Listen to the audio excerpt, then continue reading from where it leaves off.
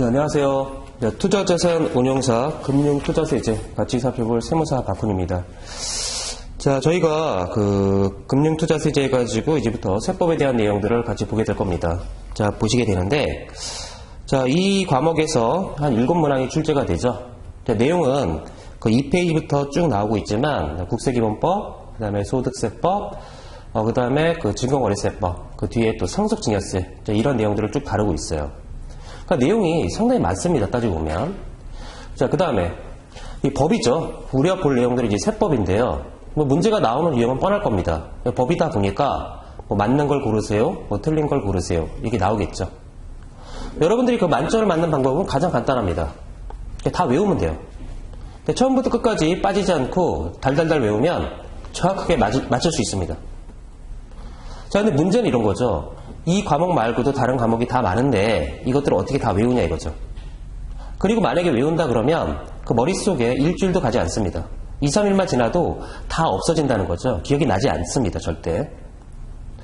자, 그래서 이 법이라고 해서 무조건 외운다? 절대 불가능하고요. 외워서도 안 되고요. 그럼 외우지 않고 어떻게 해야 되냐? 철저하게 이해를 하시면 돼요. 그러니까 철저하게 이해를 하신 다음에 여러 번 다독을 하시면 그게 저절로 이해가 됩니다. 그러니까 저절로 이해가 되고 저절로 암기가 돼요. 굳이 암기를 안 하셔도 이해가 됐기 때문에 저절로 다 알게 된다는 거죠.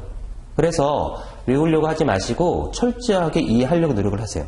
그러니까 시간이 허락하는 범위 내에서 최대한 설명해 드릴 테니까 이해하려고 노력하시고 이해가 된 상태에서 최소한 한 6번 정도, 7번 정도 다독을 하시길 바라겠어요. 처음에 읽을 때는 이해가 안 됐기 때문에 시간이 많이 걸릴 거예요. 그렇지만 한 번 읽어 나갈 때마다 이해가 됐기 때문에 저절로 다 금방금방 넘어갈 수 있다는 거죠. 자, 그래서 철저하게 이해하시기를 부탁드리겠습니다. 자, 먼저 2페이지 보시면 이제 국세기본법이 나오는데요. 이제 국세에 관한 가장 기본적이고 공통적인 사항들을 여기 다 모아놓고 있는 법들입니다, 지금. 자, 먼저 거기 조세의 정의, 두 번째 줄에.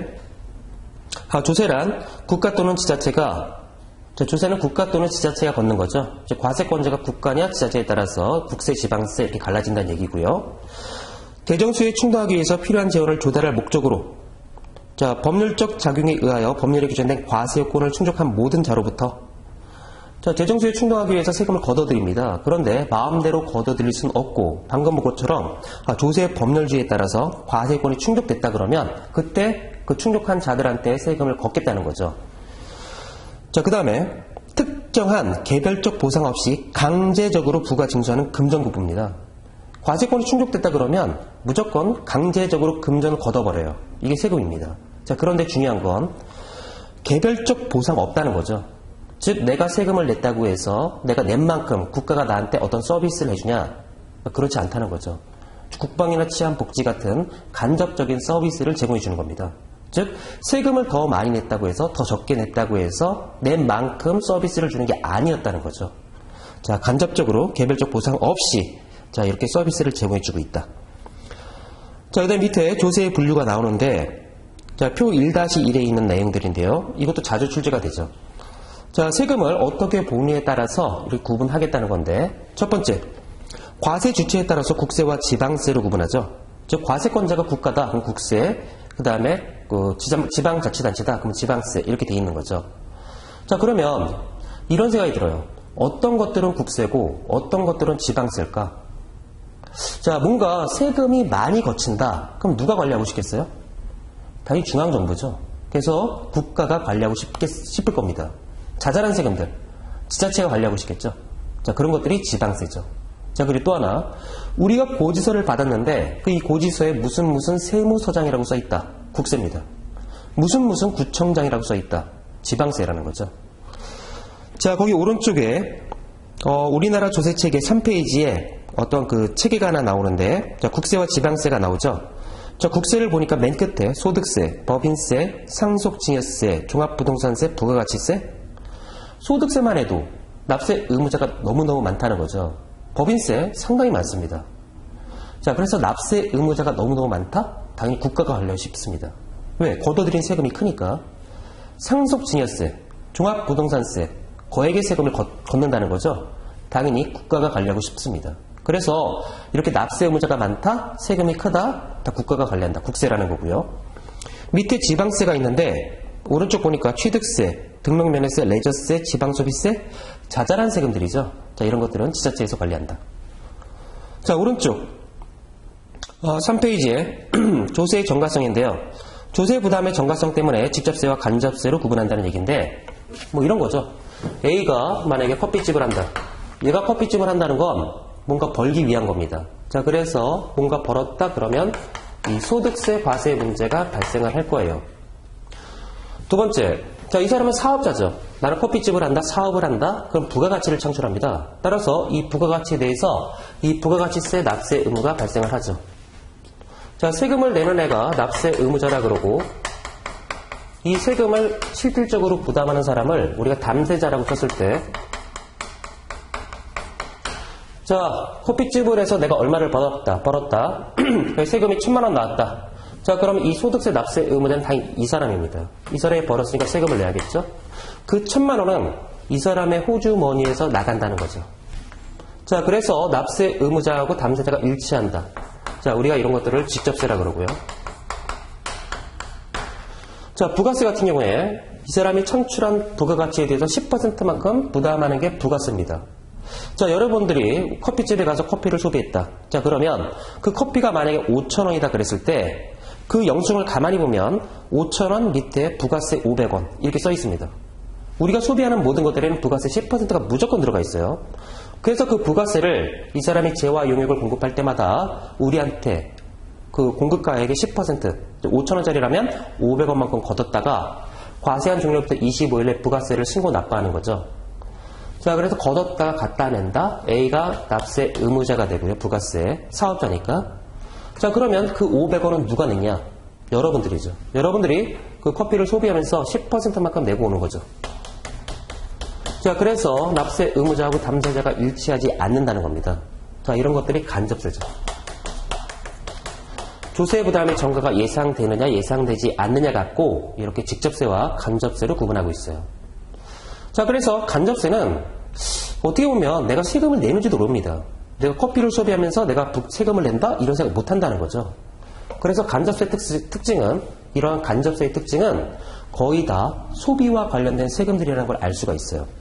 그래서 오른쪽 보니까 자, 국세에서 직접세, 간접세가 있지만 이 직접세는 소득과 관련된 세금들이 직접세 구조를 취하는 걸 알 수 있고 이 간접세는 부가세, 주세, 인지세, 증권거래세 다 소비와 관련된 세금들이 이 간접세 구조를 취하는 걸 알 수가 있습니다.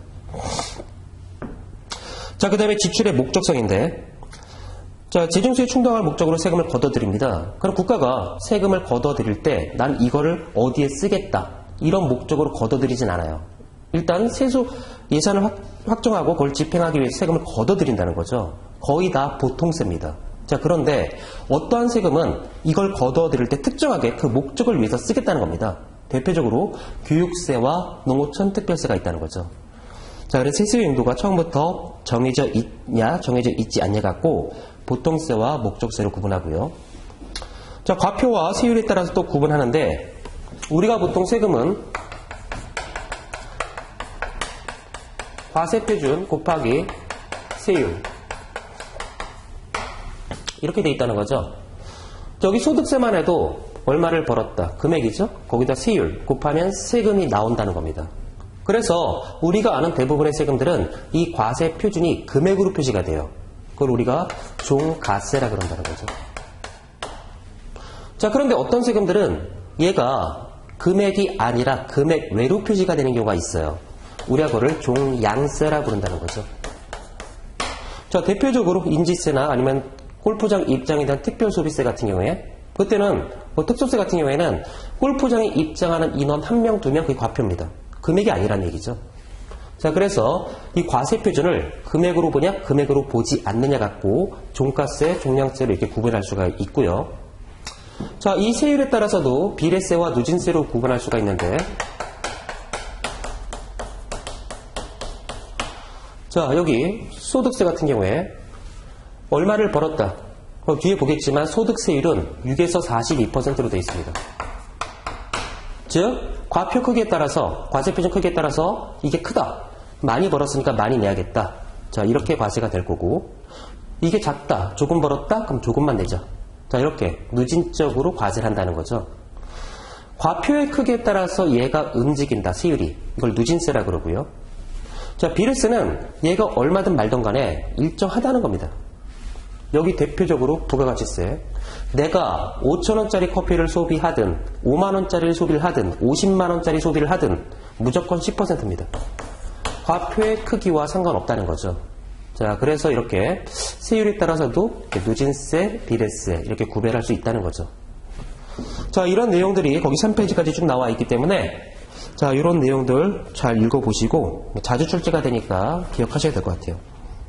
자, 4페이지 기간과 기한이 나오는데 자, 기간은 어느 시점에서 어느 시점까지의 계속된 시간을 뜻하고 기한은 법률행위의 효력 발생을 위해서 정한 일정 시점을 말한다. 당연한 거죠.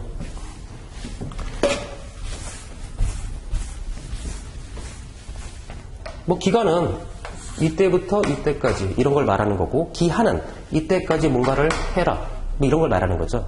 뭐 이때까지 뭐 안 했다? 그럼 무슨 가산세를 물겠다, 과태료를 물겠다 이런 건데 거기 세 번째 줄 세법의 기간 계산은 원칙적으로 민법 일반 원칙에 따르지만 자, 동그라미 기한에 대해서 이러한 기한에 대해서는 다음과 같은 특례를 두고 있다.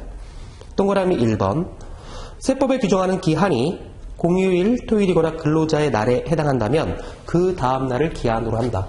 자, 만약에 이때까지 자, 우리 기한이에요 지금. 이때까지 세금을 내라 했는데 이 날이 만약에 공휴일이다. 자, 그러면 이때까지 세금을 내라 그랬는데 이 공휴일이에요. 세금을 낼 수가 없다는 거죠. 자, 그래서 어떡하냐? 기한을 하루 더 연장한다는 거죠. 자, 두 번째. 우편으로 서류를 제출할 때는 통신 날짜에 도장이 찍힌 날에 신고된 걸로 보겠다. 자, 이때까지 신고하라 그랬어요. 만약에 신고해라. 자, 그런데 뭐 내가 과세관청에 가서 신고서를 제출할 수도 있지만 내가 우편을 통해서 우체국을 통해서 우편으로 서류를 제출했다. 자, 그러면 이 서류가 이 날까지 들어오면 돼요. 과세관청에. 그런데 이 서류가 이날 도착할 수도 있다는 거죠. 자, 그러면 이게 적법하게 신고된 걸로 보겠냐 이거죠.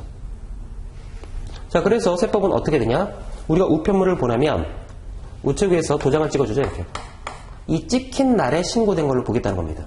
자, 그래서 이 찍힌 날이 이 날 이전이라면 적법하게 신고된 걸로 보고 이 찍힌 날이 이 날 이후라면 적법하게 신고되지 않았다고 보는 거죠. 자, 그래서 도달이 이때 하더라도 이 이전에 도장이 찍혔다면 이때 신고된 걸로 보겠다는 겁니다. 자, 세 번째. 국세정보통신망이 장애로 가동이 정지된 경우 그 장애가 복구되어 신고 또는 납부할 수 있게 된 날에 다음 날을 기한으로 한다.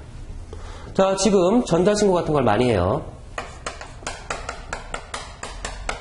자, 홈택스를 이용해서 거기 들어가서 이제 신고를 한다. 자, 그러면 자, 이날이 기한 마지막 날 이날까지 신고해라. 이렇게 했는데 전국에서 신고를 막 하다 보니까 이때 갑자기 서버가 마비가 된 거죠. 그래서 작동을 안 하더라. 신고를 할 수가 없는 겁니다. 자, 서버가 다운됐기 때문에. 자, 그러면 어떻게 할 거냐? 자, 복구가 된 날에 다음 날을 기한으로 한다는 거죠. 자, 조심해야 될 건 이거예요. 복구가 된 날을 기한으로 한다? 그럼 무조건 틀립니다. 왜냐면 만약에 이때까지 하라 그랬는데 이게 서버가 다운됐는데 이 풀린 게 복구가 된 게 만약에 23시 59분이에요. 1분 남았다는 거죠. 그럼 1분 안에 어떻게 이걸 신고하냐 이거죠. 자, 따라서 복구가 된 날이 아니란 얘기예요. 복구가 된 날의 다음 날을 기한으로 한다는 거. 자, 그래서 기한에 대한 특례가 있으니까 잘 보시고. 자, 4페이지 서류의 송달. 자, 이건 뭐냐면 과세관청에서 당신 세금이 얼마다 1,000만 원 나왔다? 이 1,000만 원을 알려주고 싶다는 거죠. 자, 이건데 첫 번째 교부 송달. 수습 공무원이 송달 장소에서 송달 받을 자에게 이 고지서를 주는 겁니다. 교부. 두 번째 우편 송달. 자, 우정청을 통해서 서류를 주는 거죠. 자, 반드시 등기 우편에 의해야 되고. 세 번째 전자 송달. 이 사람이 만약에 나는 이메일로 받을게요 하고 이메일 주소를 가르쳐줬다. 즉 전자 송달을 받기를 신청했다. 그럼 메일로 보내는 겁니다. 지금. 자, 이게 전자 송달. 자, 네 번째 5페이지에 공시송달. 다음의 경우에는 아까 1, 2, 3에는 다음의 경우에는 이런 말이 없었어요. 그렇지만 5페이지 공시송달은 다음의 경우에는 이런 말이 있는데 이 다음의 경우에는 서류의 주요 내용을 공고한 날로부터 자, 14일이 경과함으로써 송달된 걸로 보겠다. 자, 14일을 동그라미 치시고 기역, 니은, 디귿이 있는데 송달 장소가 국에 있어서 송달이 곤란하다. 송달 장소가 분명하지 않다. 2회 이상 교부하러 갔지만 뭐 사람이 없어서 반송되더라 이런 거. 나는 이 사람한테 당신 세금 1000만 원이야 알려주고 싶은데 도저히 알려줄 방법이 없다는 겁니다. 자, 그래서 아주 예외적으로 공시를 함으로써 과세관청은 할 거 다 했다는 얘기죠. 아주 예외적인 방법이에요. 이 공시송달은 1, 2, 3 아무것도 안 될 때 그리고 기역, 니은, 디귿 여기 해당할 때 도저히 안 될 때 하는 방법이 이 공시송달이었다는 거죠.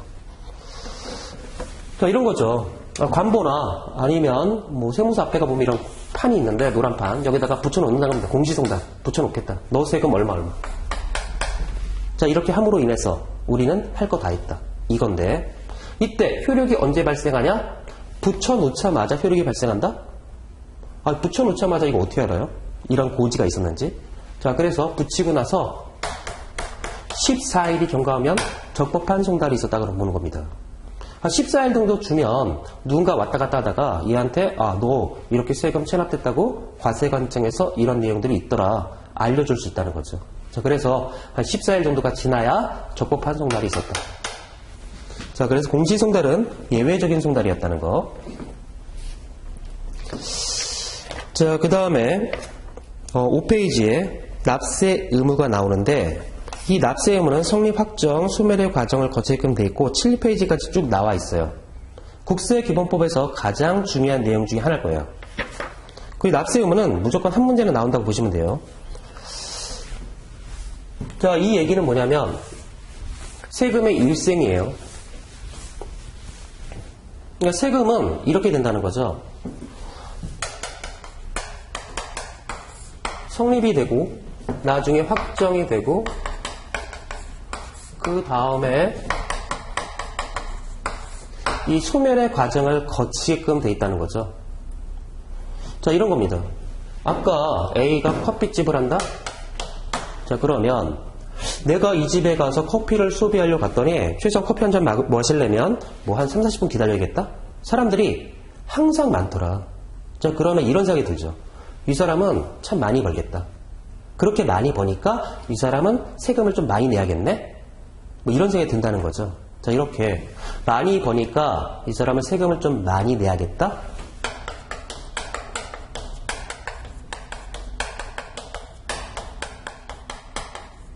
이 추상적인 납세 의무가 발생을 합니다. 언제 발생하냐? 이 과세 요건이 충족되면 이 사람 세금을 참 많이 내야겠네. 이런 생각이 든다는 겁니다. 자, 그런데 많이 낼 것 같긴 한데 정말 얼마를 낼까? 몰라요. 따라서 이 추상적인 납세 의무를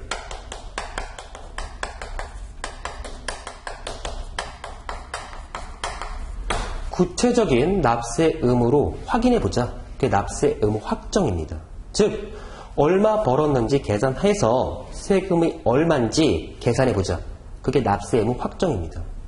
자, 그래서 이렇게 계산했더니 이 사람이 낼 소득세가 만약에 한 2천만 원 나왔다? 자, 그러면 2천만 원 확정이 됐던 거고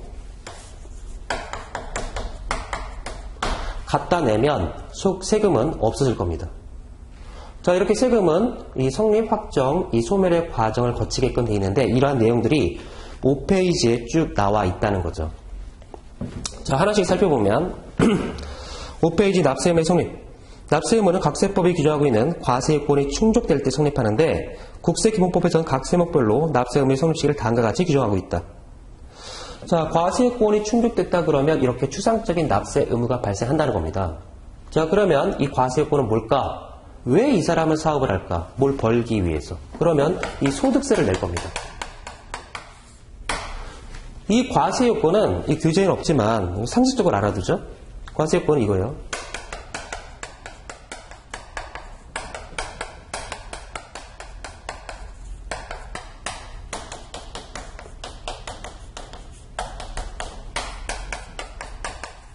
이 네 가지 요건이라는 거죠. 이 네 가지 요건은 뭐냐? 얘와 관련된 네 가지 요건이에요. 이 세금 누가 내냐? 납세의무자 A가. 왜 내? 벌었으니까. 과세한 물건 소득. 자, 세금은 과세표준 곱하기 세율 하면 소득세가 나온다는 거죠. 이 소득세와 관련된, 이 세금과 관련된 네 가지 요건. 이게 충족되면, 이 사람은 세금을 많이 내야겠네? 이런 추상적인 납세 의무가 발생한다는 거죠. 자, 그리고 구체적으로 5페이지에 동그라미 1번부터 8번까지 나오고 있는데,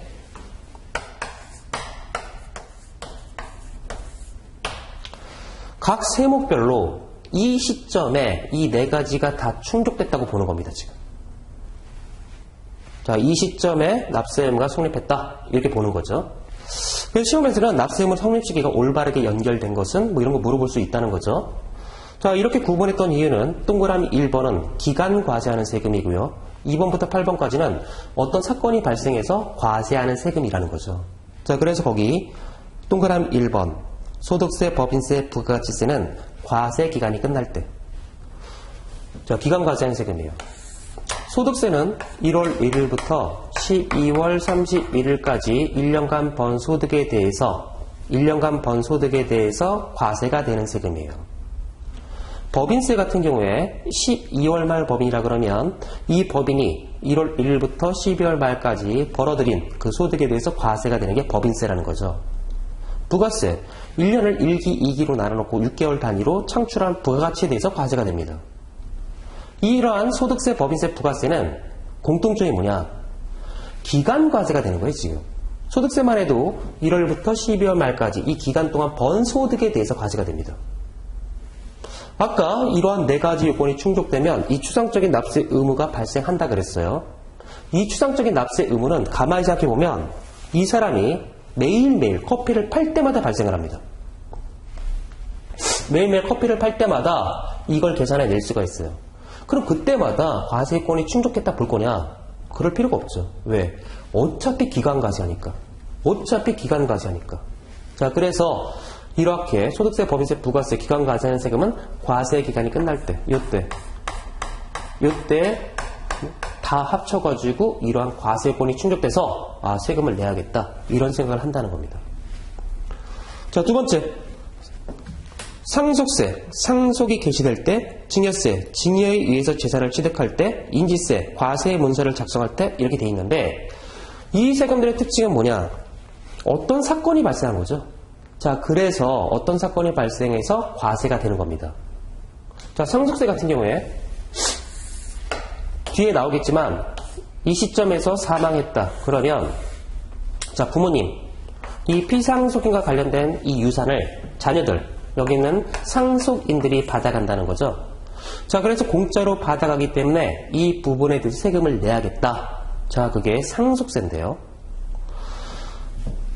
왜 이 상속세는 이 가져갈 때 여기에다가 이제 10에서 50% 누진세로 과세가 되는데 왜 과세가 될까? 공짜로 받아가니까. 자, 그래서 이 사건과 상속세와 관련된 가장 중요한 날 이 네 가지 요건이 충족했다고 보는 겁니다. 그럼 언제냐? 이날이죠. 사망했으니까 이걸 가져가는 거죠. 자, 그래서 상속이 개시될 때 납세 의무가 성립한다. 자, 증여세. 살아있을 때 재산을 주더라? 그래서 내가 공짜로 부모님한테 상가, 오피스텔, 주식 이런 걸 받았다? 자, 그러면 이 증여와 관련돼서 가장 중요한 날은 이거죠. 받은 날. 증여에 의해서 재산을 취득한 날. 따라서 이 날, 이 네 가지 요건이 다 충족했다고 보는 겁니다. 자, 그래서 동그라미 2번부터 8번까지 가만히 보면 어떤 사건이 발생해서 과세가 되기 때문에 그 사건과 관련하여 가장 중요한 날 이 네 가지 요건이 다 충족했다고 보는 겁니다. 따라 상속세, 상속이 개시될 때, 증여세, 증여에서 재산 취득할 때, 인지세, 과세 문서 작성할 때, 증권거래세, 매매거래가 확정될 때 뭐 이렇게 보고 있다는 거죠. 자, 두 번째는 6페이지의 납세 의무 확정인데 과세권 충족으로 성립한 추석적인 납세 의무를 납세 의무자 또는 세무관청이 일정한 행위나 절차를 거쳐서 구체적인 납세 의무로 확정하는 절차를 말한다. 자, 이렇게 추상적인 납세 의무를 이제 납세 의무가 성립했으니까 대체 내야 될 세금이 얼만지 구체적으로 한번 계산해 보자. 자, 그게 납세 의무 확정이라는 거죠. 자, 이렇게 납세 의무 확정은 크게 두 가지가 있는데요. 신고 확정과 부가 확정이 있고요. 예외적으로 자동 확정이라고 있어요. 이 자동 확정은 예외적인 건데 성립과 동시에 확정이 돼버리는 겁니다. 원칙은 크게 두 가지예요. 자, 신고 확정 방식은 뭐냐? 신고하면 세금이 확정된다는 겁니다. 그게 신고 확정 방식이에요. 자, 거의 대부분의 세목들이 이 방식을, 대부분의 세목들이 거의 신고 확정 방식을 채택해요. 자, 여기 소득세 같은 경우에 1월 1일부터 12월 말까지 납세 의무가 성립했고, 그러면 이 소득을 얻고 있는 개인은 그 다음 연도 5월 31일까지 주소지 관할 세무서에 신고 납부합니다. 이러면 세금이 확정된다는 얘기예요. 신고하면서. 법인세 같은 경우에 12월 말 법인 같은 경우에 3월 달에 법인세를 신고 납부하도록 돼 있는데 신고하면 세금이 확정된다는 얘기죠. 자, 이렇게 신고하면 세금이 확정이 돼버립니다. 즉 납세 의무자가 신고하면 확정되더라? 그게 신고 확정 방식이에요. 자, 두 번째, 이 부가 확정 방식이 있는데요. 이 부가 확정 방식은 이 상속세와 증여세만이 부가 확정 방식을 채택합니다. 이 부가 확정 방식은 뭐냐면 이런 거예요. 아까 유산을 받았다 상속인들이, 자녀들이. 그러면 상속세는 상속 개시일이 속하는 달의 말일부터 6개월 내, 6월 내 이 피상속인의 주소지 관할 세무서에 세금을 신고 납부하도록 돼 있어요. 만약에 유산을 50억을 받았다? 자, 그래서 세금이 한 10억쯤 나왔다? 신고했다? 그러면 세금이 확정이 되냐? 아무것도 확정이 안 돼요. 왜? 이 확정의 방식이 부가 확정 방식이기 때문에 그래요. 자, 부과한다는 건 세금을 고지, 결정한다는 얘기하는데 이건 누가 하냐? 과세관청에서. 자, 그래서 상속세는 이거예요. 아무리 신고해봤자 아무 필요 없습니다. 나중에 과세관청에서 결정을 떨어줘야 돼요. 당신들이 이렇게 신고했지만 우리가 볼 때 세금은 10억이 아니라 11억인 것 같다. 자, 당신들이 10억을 신고했는데 10억이 맞는 것 같다. 자, 이렇게.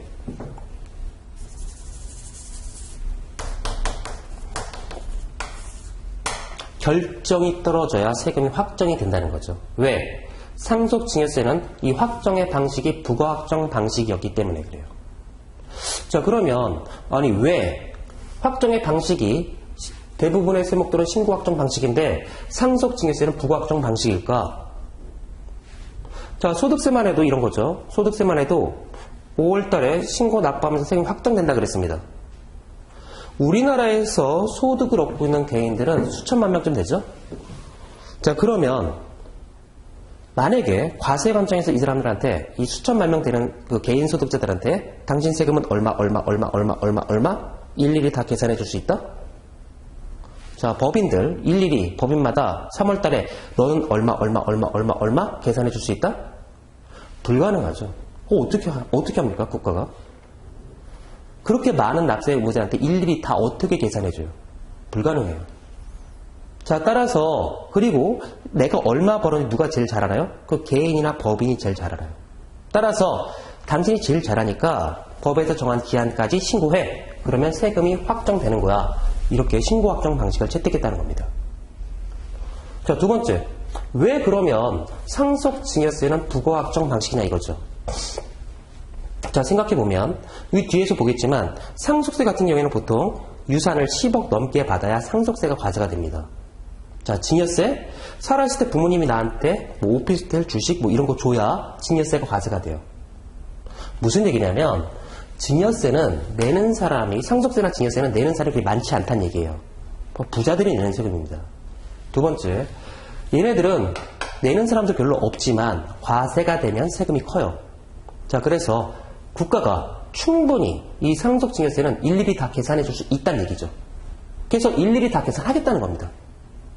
자, 그래서 거의 대부분이 신고확정 방식이지만 이 상속증여세만 부가확정 방식을 채택할 수밖에 없었다는 얘기입니다. 자, 그 다음에 마지막으로 자동확정이 있는데 이거는 성립하는 순간 확정이 돼버리는 거예요. 자, 그래서 거기 6페이지 보니까 신고확정. 자, 대부분의 세금들이 신고확정 방식이고, 자, 부가확정. 상속증여세가 부가확정이고, 자동확정. 인질세, 원천 징수하는 소득세, 법인세, 중간연합하는 법인세, 납세조합이 징수하는 소득세. 자, 이렇게 네 가지 아주 예외적인 세금들, 이런 것들은 성립과 동시에 확정되더라. 자, 이렇게 보는 거죠. 자, 그 다음에 밑에 납세 의무의 소멸. 자, 국세 가정금 체납 소멸을 납부할 의무는 다음의 경우에 소멸한다. 이렇게 돼 있는데, 자, 소멸은 보니까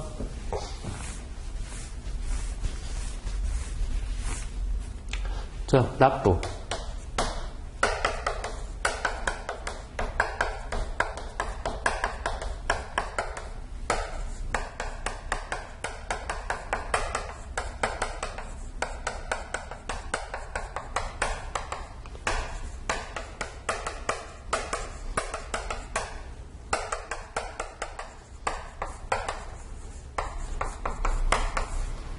세금은 반드시 이 5가지 사유에 의해서 없어져요.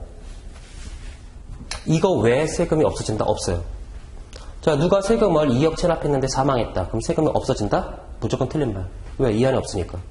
사업을 하다가 파산했다. 체납이 한 1억 있었다? 없어지냐? 안 없어져요. 여기 없으니까. 세금은 반드시 이 5가지 사유에서만 없어져요. 자, 생각해보죠. 납부. 세금이 1,000만 원 났다. 갖다 내면 끝입니다. 그게 납부, 세금이 없어지고요. 충당, 요번에 1,000만 원 내야 돼? 그런데 내가 옛날에 쓸데없이 과다하게 납부했다는 거죠. 그래서 국가한테 내가 500을 돌려받을 게 있어요. 그리고 지금 1,000만 원을 내야 돼요. 그럼 서로 상계시키죠. 자, 그게 충당. 상계시키면서 지금 낼 1,000만 원 중에서 500이 없어졌다는 거죠. 자, 부가치수.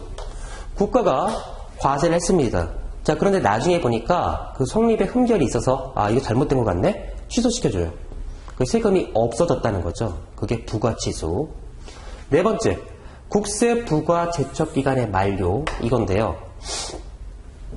아까 상속세 같은 경우에 상속을 받았다? 그러면 아무리 6개월 내 신고 납부해봤자 신고해봤자 확정이 안 된다 그랬죠. 부가확정 방식이다 보니까 상속증여세는 과세권자가 국가가 결정을 해야 돼요. 이래야 세금이 확정된다는 거죠. 자, 그러면 이러한 확정할 수 있는 기한을 1000년 만년 주냐? 이때부터 국가 마음대로 1000년 만년 주냐? 그렇지 않다는 겁니다. 그 기간을 일정 기간만 주고 그 일정 기간이 지나버리면 이 부가권을 없애버린다는 거죠. 즉 성립이 됐지만 국가는 결정을 못해요. 부가권이 소멸시가 부가권의 제척기간이 만료됐기 때문에 그렇죠. 말 그대로요. 국세를 그 부과할 수 있는 그 기간이 끝났다. 자, 그래서 더 이상 결정을 짓지 못해. 자, 그래서 일정 기간 안에 이걸 행사하지 못하면 더 이상 결정을 못하기 때문에 세금이 없어진다. 이거고요. 아까 소득세 같은 경우에 1월 1일부터 12월 말까지 벌었어? 그러면 5월 말에 소득세를 신고 납부하면 세금이 확정이 돼요. 근데 만약에 5월 말까지 신고하라 그랬는데 만약에 이 사람이 무신고다. 그러면 신고를 안 했기 때문에 국가가 결정을 해야겠죠. 조사를 한 다음에. 자, 만약에 신고를 했는데 과소하게 신고했다. 뭔가 잘못 신고됐다. 그럼 국가가 조사를 해야겠죠. 세무조사를 해야겠죠. 그리고 나서 나중에 결정을 해야 될 겁니다. 신고확정 방식도 국가가 부가권을 행사할 수 있다는 겁니다. 잘못됐다면. 자, 이렇게 결정할 수 있는 권리를 부가권이라 그러는데, 자, 이 내용은 7페이지, 먼저 6페이지 보시면 국세 부과 제척기간은 국가가 납세원에게 국세를 부과할 수 있는 법정 기간으로 이 기간이 끝나면 소멸로 인해서 납세 의무가 소멸하고요. 표 1-2 7페이지에 나오고 있는데 거기 맨 밑에 박스 맨 밑에 기타의 경우 5년 10년 돼 있는데 이게 원칙이죠. 자, 그 다음에 그 두 번째 박스 법정 신고 기간까지 과세 표준 신고서를 제출하지 않은 경우 자 무신고 이때 7년이고요. 그 다음에 사기 기타 부정행위라면 첫 번째 줄 10년, 국제 수반거래 15년. 자, 부가권이 이렇게 돼요. 일반 세목과 상속증여세가 있는데 이러한 일반 세목들은 원칙적으로 5년간 부가권을 행사할 수 있고요. 무신고다. 무신고라면 7년간 행사할 수 있고 사기 기타 부정한 행위가 있다 그러면 10년간 부가권을 행사할 수 있습니다. 그 다음에 국제거래 수반된 거래, 그러면 15년간 성립한 이후에 부가권을 행사할 수 있다는 거죠. 자, 그 다음에 상속증여세는 원칙이 10년이에요. 자, 그런데 무신고나 사기 기타 부정한 행위가 있다? 그러면 15년이라는 거죠. 이렇게 부가권의 차이가 나는 건 일반 세목과 상속증여세는 조사할 게 차이가 있다는 겁니다. 자, 그래서 이렇게 기한을 상속증여세에서 좀 더 늘려줬다는 얘기고요. 그 다음에 거기 그 표에 안날로부터 1년이라고 되어 있는데 이건 뭐냐면 이 포탈재산가액이 50억을 초과해서 부정하게 했다. 자, 그러면 안날로부터 1년 내 언제나 상속증여세를 거둘 수 있다는 거죠. 난 어제 알았다. 그냥 걷는 겁니다, 무조건. 자, 이렇게 돼 있고요. 그래서 부가권 이 기간 가끔씩 어렵게 낸다 그러면 이것도 물어볼 수 있기 때문에 조금 눈여겨보실 필요가 있고.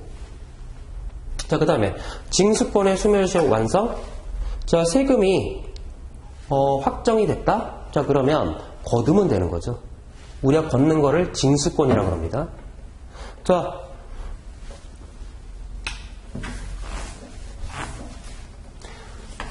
세금이 이때 확정이 됐다. 그러면 이 확정된 금액을 걷는 거 우리가 징수권이라고 해서 징수권. 그런데 이 징수권도 국가한테 1000년 만년 주는 게 아니에요. 일정 기간을 주고서 그 기간 안에 세금을 걷지 못했어? 그러면 소멸시효가 완성이 돼 더 이상 걷지 못한다는 겁니다. 그게 국세 징수권의 소멸시효 완성이에요. 교재 보시면 7페이지에 국세 징수권의 소멸시효 두 번째 줄. 국세 징수권은 국가가 권리를 행사할 수 있는 때로부터 5년, 5억 이상 국세채권은 10년 행사하지 않으면 소멸시효가 완성하고 이로 인하여 납세 의무도 소멸한다. 자, 징수권은 거둘 수 있는 때로부터 이때부터 5년, 5억 이상 국세채권은 10년. 자, 이렇게 징수권의 기간을 뒀다. 자, 하나 눈여겨볼 게 부가권은 일반 세목이나 상속증에 따라서 부가권의 제척 기간이 틀렸어요. 그런데 징수권은 어때요? 똑같죠. 부가권은 이렇게 차이가 나지만 징수권은 차이가 없어요. 모든 세목이 다 이렇다는 거죠. 왜 그럴까? 당연한 거죠. 이 징수권은 이미 확정이 된 거죠. 그러면 이게 어떤 세금이든지 말든지 간에 걷기만 하면 되는 겁니다. 자, 그래서 차이를 둘 수가 없다는 거죠. 둘 필요도 없고. 그래서 이렇게 징수권은 일정하다. 자, 그 다음에 또 징수권의 소멸시효 완성에서 네 번째 줄. 다만 납세고지, 독촉, 납부채고, 교부청구, 압류의 경우에는 이미 경과한 시효 기간이 중단했던 거라면 중단된다. 자, 5년이 줬다 이렇게 돼 있는데 이 5년은 뭘 의미하냐면 이런 거죠. 이 징수권의 소멸시효가 완성이 되기 위해선 이 5년이라는 시간 안에 과세권자가 이 세금을 걷기 위해서 아무런 노력을 안 했다는 겁니다. 그랬다면 징수권의 소멸시효가 완성이 돼서 더 이상 세금을 거둘 수 없다는 얘기예요. 그럼 만약에 쭉 오다가 며칠 남겨놓고 국가가 고지, 독촉, 교부청구, 압류 걷기 위해서 뭔가 노력을 했다? 자, 그러면 이게 그 징수권의 소멸시효가 쭉 완성되어 오다가 이때 다 끊어진다는 거죠. 이게 중단입니다. 다 끊어지더라. 자, 그러면 징수권은 어떻게 되냐? 이때 고지를 했다. 이때까지 내라. 그러면 이때 끊어졌기 때문에 다시 이게 완벽하게 5년이 돼야 징수권의 소멸시효가 완성이 된다는 거죠. 자, 그래서 징수권은 이러한 중단 사유가 있다. 이 부가권은 중단 사유가 없어요. 징수권만 있는 거예요. 징수권만. 자, 그것도 같이 잘 기억하시고. 자, 그 다음에 7페이지 납세 의무의 승계와 제2차 납세 의무가 있는데 4번, 5번 납세 의무 승계와 제2차 납세 의무는 이 납세 의무자의 범위를 확장하는 겁니다. 자, 보면 원래 세금을 내는 애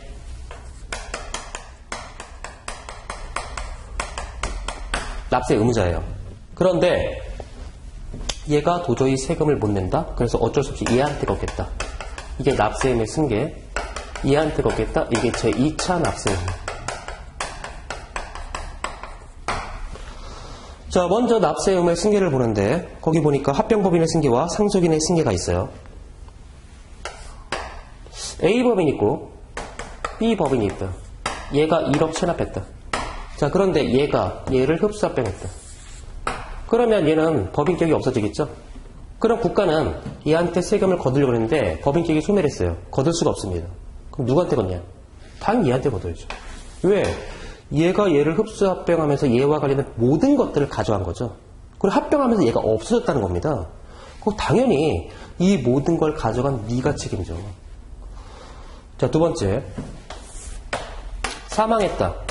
A가 사망했는데, B가 사망했는데 상속인 A가 있다. 그러면 이 사람이 사망했을 때 이 상속인은 플러스 마이너스 재산을 다 상속받게 됩니다. 민법에 의해서. 자, 그래서 뭐 주식, 아파트 이런 거 다 가져가지만 뭐 채무, 그 다음에 세금을 막 1억 체납했다? 이것도 가져가는 거예요, 지금.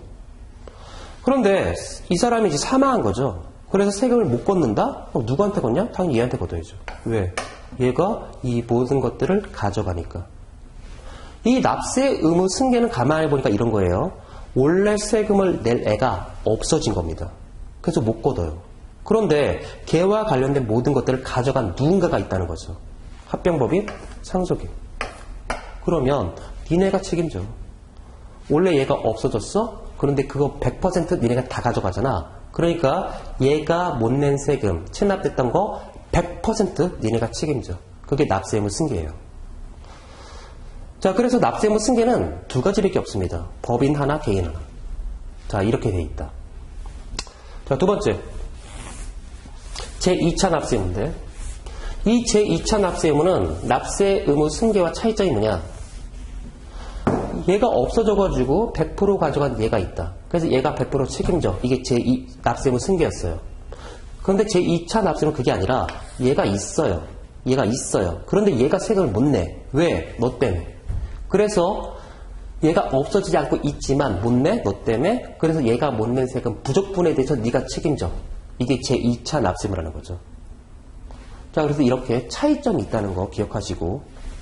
자, 그 다음에 제2차 납세의무는 누가 책임지나 봤더니, 자, 7페이지에 납세자의 재산으로 체납청을 해도 체납액이 미달한다면 납세 의무자와 법정 관계에 있는 자가 그 부족액에 대해서 제2차 납세 의무를 진다. 이렇게 돼 있고요.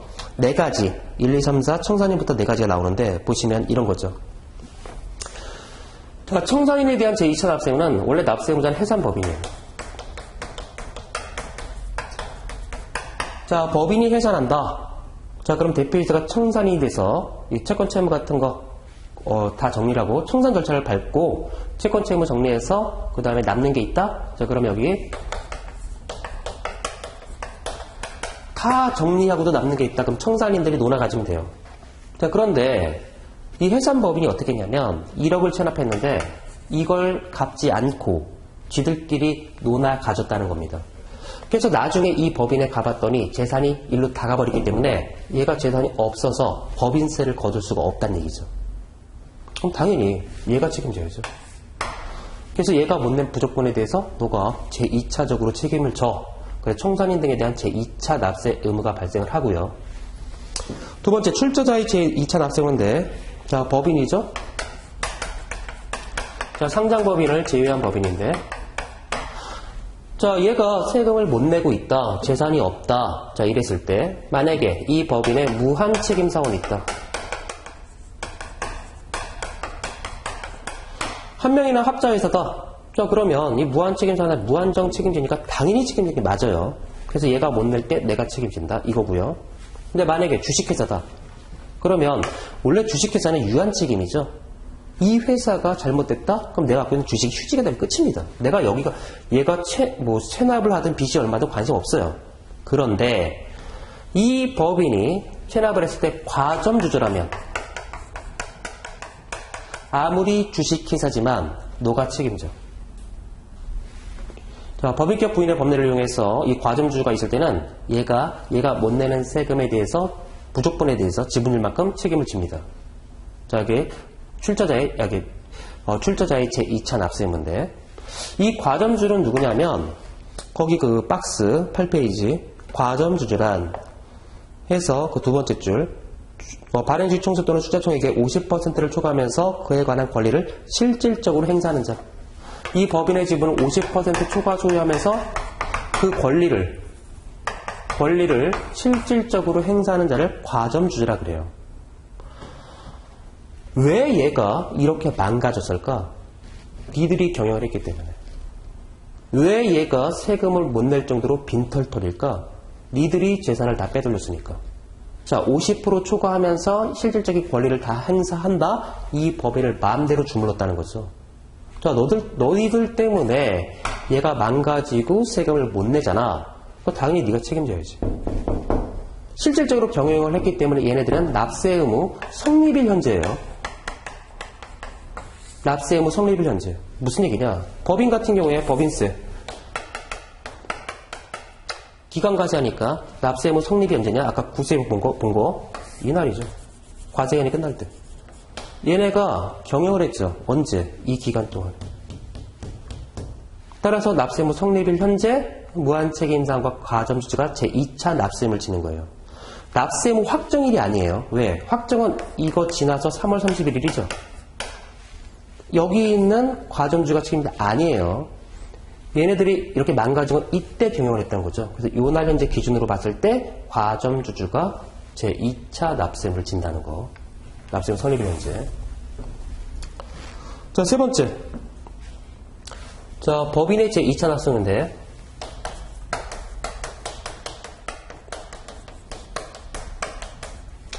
무한책임사원과 과점주주가 있어요. 얘네가 세금을 체납했다? 자, 그래서 국가가 과세관청에서 얘 재산을 압류해서 세금을 걷어들이려고 그러는데 아무것도 없는데 희한하게 어떤 법인의 주식을 갖고 있어요. 그러면 얘가 갖고 있던 이 법인의 주식을 압류해서 환가해서 세금을 걷어들이면 되는데 그걸 압류하려고 보니까 이 주식은 정관등에 의해서 제3자한테 양도가 불가능하대요. 그럼 과세관청 입장도 이 주식을 압류해봤자 아무 의미가 없다는 거죠. 어떡하냐? 얘한테, 이 법인한테 제2차 납세금을 걸겠다는 얘기죠. 왜? 너는 세금을 내. 그리고 어떻게 해요? 얘한테, 니들끼리 거래할 수 있으니까 얘한테 구상권을 청구해서 자기 주식으로 가져가. 네가. 그래서 이 법인한테 제2차 납세 의무를 부여한다는 거죠. 자, 마지막으로 사업 양수인인데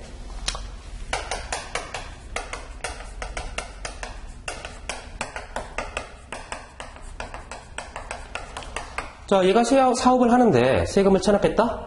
자, 가만히 있다 보니까 과세관청이 와서 내 사업체와 관련된 재산들을 다 압류해서 가져갈 것 같아. 그래서 얘가 어떻게 했냐? 얘한테 이 사업체와 관련된 재산들을 포괄적으로 다 넘겨버립니다. 그러면 나중에 과세관청에선 얘한테 왔지만 모든 재산이 일로 다 가버린 거죠. 얘한테 세금을 거둘 수가 없어요. 재산이 일로 다 갔으니까. 다 팔아버렸으니까. 어떡하냐? 얘한테 걷겠다는 거죠. 자, 그래서 얘는 어떻게 하냐면 거기 보니까 납세 의무가 확정된 사업과 관련된 세금에 대해서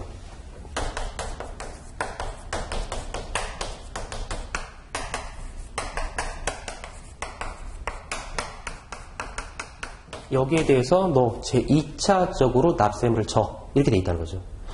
당연히 사업을 포괄적으로 양수했으니까 이와 관련된 이 사업과 관련된 세금에 대해서 제2차적으로 책임지는 거고요. 성립된 세금에 대해 책임져라? 말이 안 되죠. 그게 얼마인지도 모르는데 성립이라는 것? 확정이 돼야 얼마인지 알 거 아닙니까? 그래서 확정된 세금에 대해서 제2차 납세금을 지는 거죠. 그래서 과세관청이 이런 얘기를 하는 거예요. 너가 얘한테 관련된 사업체를 포괄 양수도 하려고 그런다 그러면 얘가 체납돼 있을 때 제2차 납세 의무가 발생할 수 있기 때문에 포괄 양수도 하지 마. 얘가 포괄 양수 안 하면 과세관청은 얘한테 가서 세금을 거둘 수 있다는 거죠. 만약에 네가 양수도 했다면 너는 나중에 제2차 납세 의무를 질 수가 있어. 사업과 관련된 확정된 세금에 대해서. 그래서 그게 싫으면 양수도 하지 마. 자, 이렇게 해서 이렇게 4가지 제2차 납세 의무를 부여하고 있어요. 이들한테. 원래 세금을 내야 될 사람들은 얘네들이죠. 자, 이것도 가끔씩 잘 나오는데 보세요. 만약에 내가 이거를 달달달 외운다? 이게 외워지겠어요? 절대 외워질 수가 없다는 거죠. 자, 외우려고 그러면 절대 안 되고요. 왜 얘가 이렇게 됐는데 얘네가 책임을 져야 되는지. 방금 봤던 그 스토리대로 기억을 하실 수밖에 없다는 거죠. 그리고 승계와 제2차 납세 의무 비교하면서 어떤 차이점이 있었는지 같이 기억해 주셔야 돼요. 자, 이번 시간은 여기까지 살펴보는 걸로 해서 마치는 걸로 하겠습니다. 자, 수고하셨습니다.